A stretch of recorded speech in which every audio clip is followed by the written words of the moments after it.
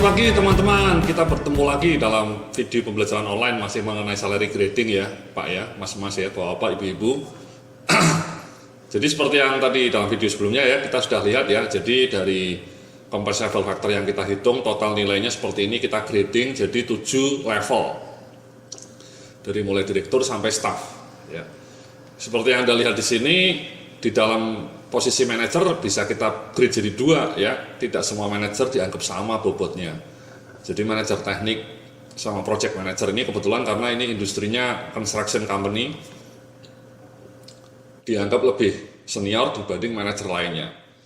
Sebaliknya ini kalau Anda lihat ya, manajer peralatan meskipun dia manajer tapi masih masuk di level supervisor senior ya. Jadi meskipun jabatannya manajer, tapi dia levelnya di level 4, bukan level 3, ya, di level 4. Kita bisa mengatakan leveling saja ya, tidak usah disebut supervisornya misalnya. Anda bisa hanya menyebut level grade 1, grade 2, grade 3, grade 4. Jadi meskipun manajer, dia grade-nya 4. Untuk manajer lain, grade-nya 3. Yang manajer ini bahkan grade-nya 2. Jadi itu kalau pembagiannya kelipatan 100 poin Pak ya, mas-mas ya mbak-mbak ya. Kalau Anda kelipatannya 50 poin mungkin grade-nya lebih banyak, ya, lebih panjang. Nah setelah kita bikin grade seperti ini, ya, kemudian kita bikin skala gajinya lah ya, saya ngasih tunjuk misalnya ini contoh saja. Jadi di grade 1 skala gajinya juga ada A, B, C, D ya. Ini 40 ini maksudnya 40 juta ini mas. Ini ilustrasi saja ya, yang B 45 juta, C 50 juta, D 55 juta misalnya ya. Ini maksudnya juta ini. Ya.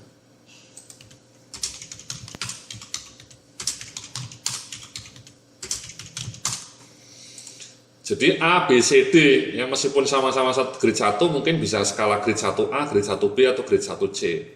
Manajer senior juga grade A, 2A, 2B, 2C, 2D, ini nilai gajinya 25 juta, 30, 35, 40 juta. Manajer juga seperti itu. Ya. Bisa 20, skalanya, levelingnya, intervalnya hanya 2 ya, 22 juta, 24 juta, 26 juta. Kalau Anda lihat, ini overlap ya, seorang manajer grade 3 tapi sudah senior, ya nanti saya lihat ya, definisi D, C ini apa.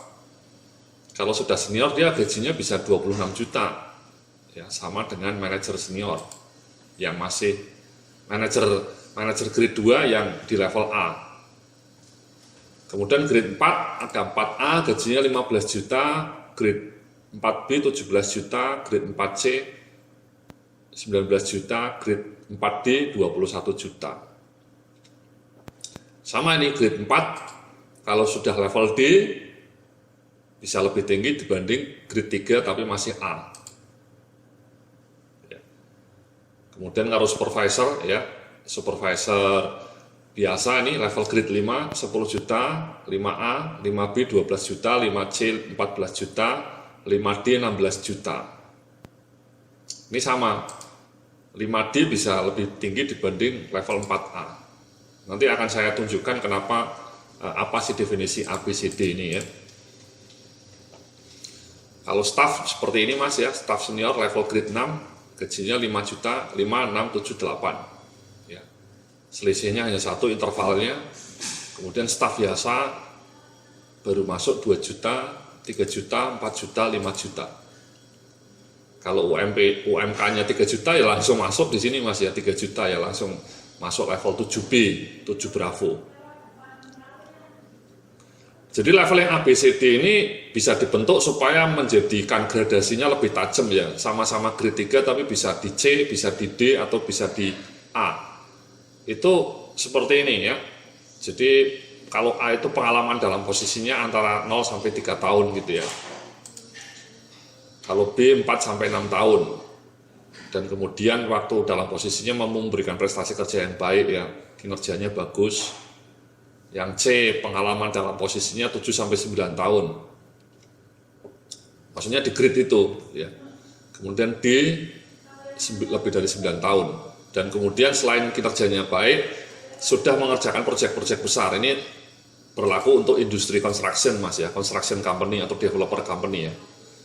Kalau di tempat Anda mungkin proyeknya bukan proyek pembangunan ya, misalnya proyek yang lainnya ya, atau mungkin bisa Anda bikin definisi lainnya, bukan mengenai proyek ya, tapi mungkin waktu assessment center ya, atau mungkin dia punya prestasi kerja yang sangat fenomenal gitu ya. Jadi ABCD ini kita klasifikasinya lebih pada dua hal ya, yakni durasi atau pengalaman kerja di posisinya sama kinerjanya ya, kinerjanya bagus. Ya.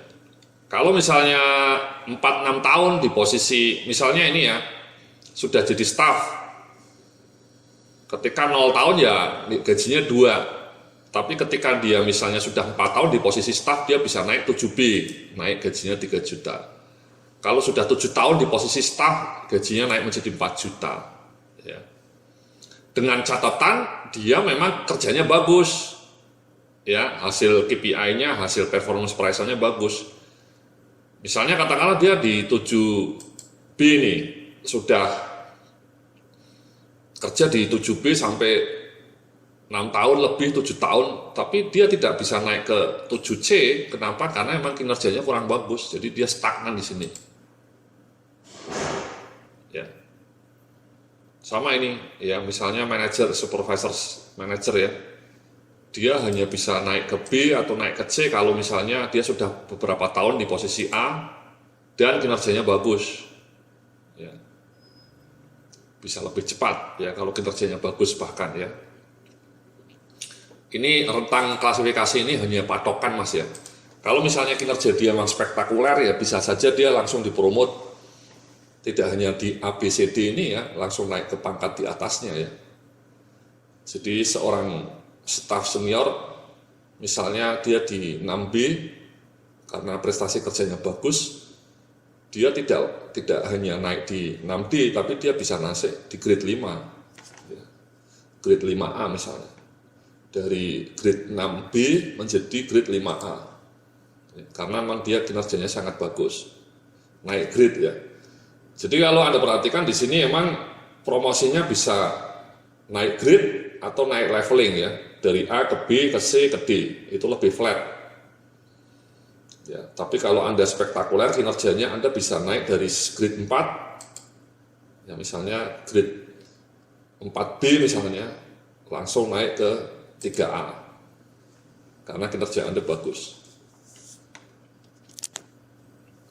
Jadi seperti itu Mas ya, jadi levelingnya seperti ini ya. Ini tentu besaran nilainya disesuaikan dengan kemampuan perusahaan Anda ya. Ini saya hanya memberikan ilustrasi ya. Jadi kurang lebih seperti itu sebenarnya ketika menyusun salary grid itu ya. Pertama-tama Anda bikin compensable factor-nya ya, bikin seperti ini skalanya ya. Tadi sudah saya jelaskan bagaimana cara menyusun ini angka-angka ini. Kemudian setelah itu ya di skor satu persatu Mas, seperti ini. Dikasih scoring ya, berapa totalnya, setelah itu di grade. Jadinya lah seperti ini gradingnya. 1, 2, 3, 4, 5, 6, 7. Nah setelah ada grade-nya juga kemudian dikasih leveling. 1A, 1B, 1C, 1D, 2A, 2B, 2C, 2D, dan seterusnya. Di mana rentang gajinya seperti itu. Dan again, karena kita pakai compensable factors, belum tentu sesama manajer sama levelnya. Bisa saja ada manajer yang levelnya lebih rendah, ada manajer yang levelnya lebih tinggi. Jadi kurang lebih seperti itu ya, Bapak Ibu-Ibu, pengantar dari saya mengenai salary grading ya, bagaimana menyusun salary grade sampai ketemu 7 leveling seperti ini. Terima kasih, kita akan berjumpa lagi dalam video berikutnya tentang 3P dalam manajemen remunerasi. Selamat pagi, salam sukses, penuh kemuliaan.